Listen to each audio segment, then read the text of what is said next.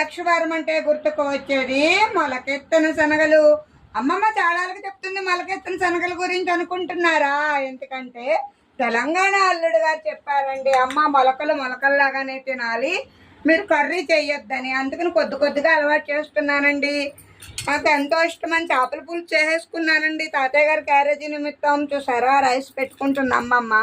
ఎందుకు ప్లేట్ మార్చింది అనుకుంటున్నారా? మీకు చేపల పులుసు అమ్మమ్మ వీడియోలో కలర్ఫుల్గా కనపడాలి కదా అండి. పిల్లలు చికెన్ చేసుకుంటున్నారు, వీలైతే ఆ వీడియో కూడా పెడతానండి.